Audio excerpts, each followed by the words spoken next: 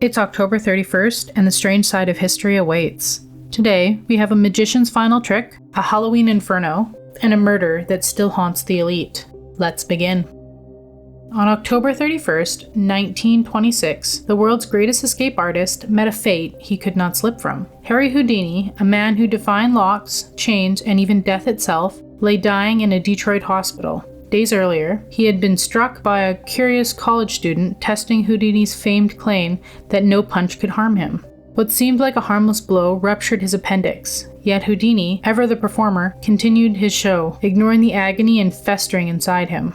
By Halloween night, the pain had become unbearable. As trick-or-treaters roamed the streets outside, the master of illusion took his final bow. A coincidence that was too chilling to ignore. Houdini, known for debunking seances, exposing fraudulent mediums, died on the very day the spirits were said to have crossed between the veils of worlds. Some whispered that it wasn't illness at all, but revenge from the spiritualist he'd humiliated. Others claimed that Houdini had promised to send a message from beyond to prove once and for all life after death existed. A message that never came. Or did it, and we just simply failed to hear it. Dying on Halloween almost feels like Houdini's last great illusion.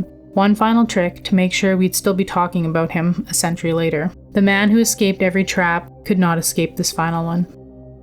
On October 31st, 1963, thousands of families packed into the Indiana State Fairgrounds for a night of glittering grace with the Holiday on Ice show. Children laughed, the orchestra played, the skaters glided under the bright lights.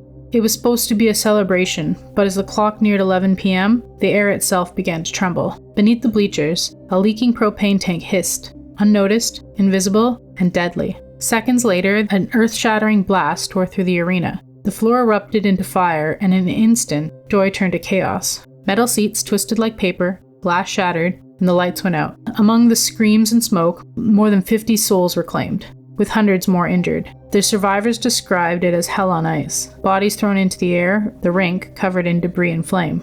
Rescuers clawed through the wreckage for hours, unsure if another explosion was coming. The investigators would later reveal the faulty propane tank had filled the basement with gas. A single spark turned the building into a bomb.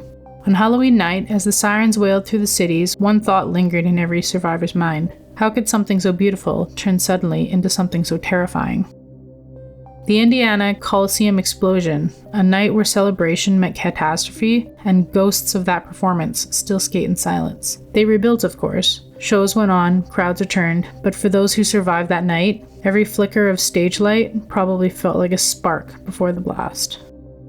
On October 31st, 1975, in the quiet, manicured streets of Greenwich, Connecticut, Halloween night was coming to an end. Kids were heading home, candy buckets half empty, porch lights flickering out one by one. But somewhere on Walsh Lane, something sinister was unfolding beneath the mask of suburbia. 15-year-old Martha Moxley was last seen laughing with friends and visiting the home of the Snackle family. It was the kind of neighborhood where nothing bad was supposed to happen. But the next morning, under the great oak tree on the family's lawn, Martha's body was found, bludgeoned and stabbed with a golf club, one traced back to the Skakel home. Her jeans and shoes were torn, her costume gone, a murder weapon shattered. The brutality seemed personal, almost frenzied, yet no one saw a thing. For decades, whispers haunted Greenwich, rumors of the privileged cover-up, secret trades behind mansion doors. The case turned into a media storm. Trials, retrials, confessions that never quite added up. Michael Skakel, a Kennedy cousin, was convicted years later, then released when doubt surfaced again. Nearly 50 years on, no one truly knows who killed Martha Moxley or why.